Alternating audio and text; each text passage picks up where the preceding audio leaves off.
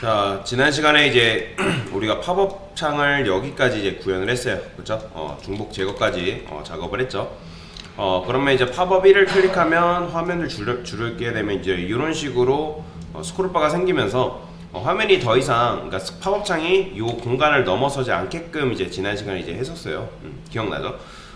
근데 이제 제가 원하는 건 뭐냐면, 일단은 여기다가 이제 팝업 컨텐츠한테 어딨어? 우리가 이제 맥스 위드, 그죠? 맥스 헤이트 팝업 바디죠. 그죠? 맥스 헤이트 이제 이런 식으로 걸어놨잖아요. 그죠? 그러니까 맥스 헤이트이 뭐예요, 여러분들? 최대 높이. 그러니까 나는 부모 높이를 더 이상 벗어나지 않겠다. 그러면 이걸 왜 했다고요? 그러니까 100VHA가 화면 높이인데 화면 높이에서 55픽셀을 빼줘야지만 얘가 이만큼 나오잖아요. 그죠? 이런 식으로 나오는데, 그 다음 오버플로우가 Y가 뭐예요? 그러니까 오버플로우는 일단 넘친다라는 개념이잖아요. 그러니까 넘치면 스크롤바 생겨라. 오토가 바로 이제 넘쳤을 때는 스크롤바가 나오는 거고, 넘치지 않았을 때는 스크롤바가 생기지 않는 그런 거죠. 그죠? 그러니까 높이를 안 정하면 어떻게 돼요? 제가 높이를 딱히 정하지 않으면 제한이 없기 때문에 얘가 화면이 줄어들면 이런 식으로 쭉 늘어난다고 말씀을 드렸죠. 그렇죠? 그러면 이제 고객이 여기를 클릭하려 해도 클릭이 안 돼요. 그래서 우리가 지금 이런 식으로 했을 때는 이건 뭐예요? 높이를 우리가 일일이 계산을 했다는 거죠. 55픽셀 같은 경우는 직접 계산했잖아요. 사실 여러분들이 CSS 작업을 할 때 내가 높이를 직접 계산하지 않아도 자연스럽게 높이가 정해지는 게 굉장히 좋은 겁니다. 그러니까 그게 무슨 말인지 보여드릴 건데, 그러니까 무슨 말이냐면 CSS도 마찬가지로 유연한 상태를 만들어야 된다는 거예요. 그러면 일단 팝업 컨텐츠의 자식으로 뭐가 있죠? 팝업 헤드랑 팝업 바디가 있는 거 여러분들 아실 거예요. 바디랑 헤드가 이런 식으로 있죠. 그러면 자, 제가 만약에 이 팝업 컨텐츠인 요 부모한테 컨텐츠가 어디지? 요거죠. 제가 만약에 이 부모한테 디스플레이 플렉스를 주게 되면 어떻게 돼요? 여러분들? 당연히 이렇게 되겠죠. 그렇죠? 플렉스를 주게 되면 얘네가 좌우 배치, 그러니까 한 줄로 나오는 거예요. 한 줄로. 근데 이제 얘를 위아래로 나오게 하는 방법은 뭐죠? 당연히 플렉스, 디렉션, 컬럼 주면 되잖아요. 그렇죠?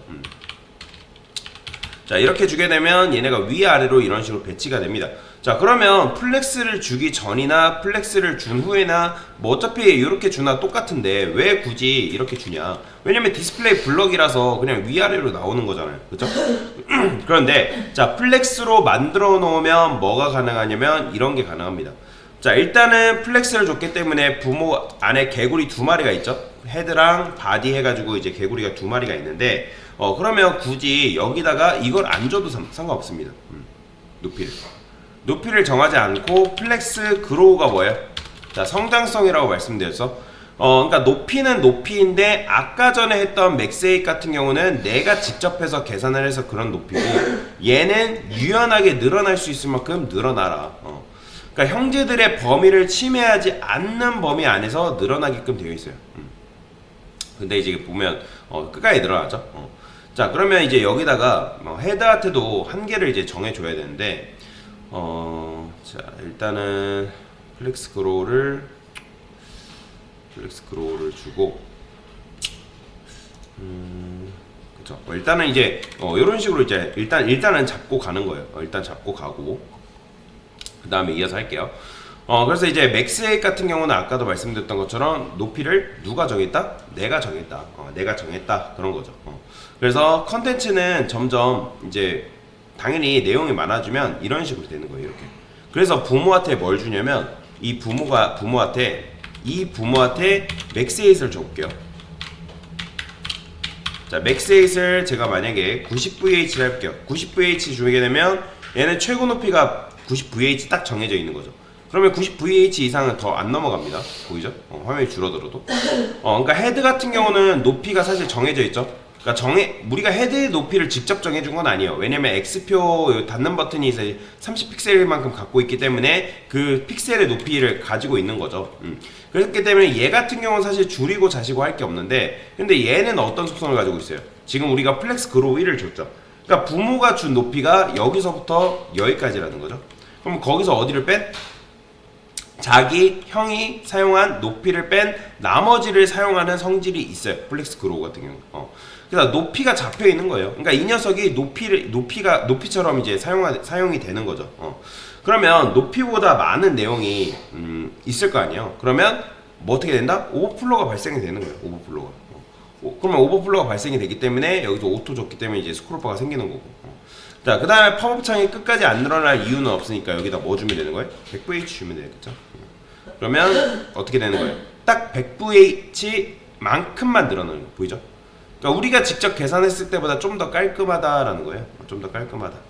그래서 이런 식으로 하면 이제 무식하게 100VH까지 늘어나는 거죠. 근데 이제 늘어나니까 어떤 문제가 또 발생하냐면 우리가 여기 보더 칠해놨는데 보더가 살짝 가려져요.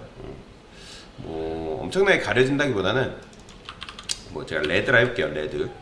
그러면 레드라 하게 되면 뭐 이렇게 이제 엄청나게 가려지는 않네요. 뭐 일단은 이런 식으로 할 수 있는데 만약에 이게 내가 좀 많이 줘가지고 10픽셀만큼 줬는데 이 보더 자체가 좀 가려진다. 가려진다 하면 요거를 뭐 박스 사이즈는 보더 박스 줘가지고 안쪽으로 이제 집어넣어주면 됩니다. 뭐 한번 해볼까요? 여기다가 박스 사이징 보더 박스 이런 식으로 해도 상관은 없습니다.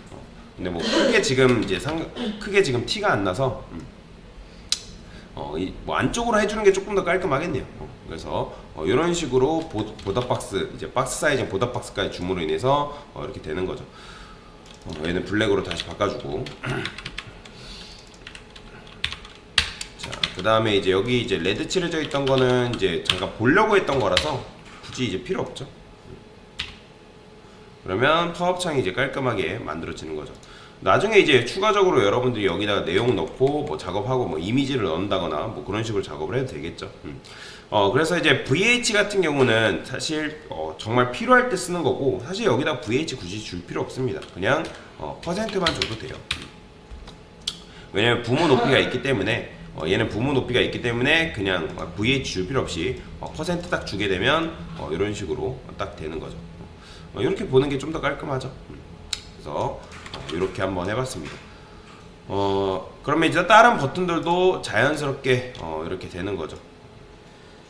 얘는 내용이 없으니까 뭐 이렇게 되는 건데, 자 여튼간에 이렇게 하게 되면 좀 팝업 창이 좀 더 유연한 성질을 가진 팝업 창이 만들어진다라고 보시면 되겠습니다. 네, 이상입니다.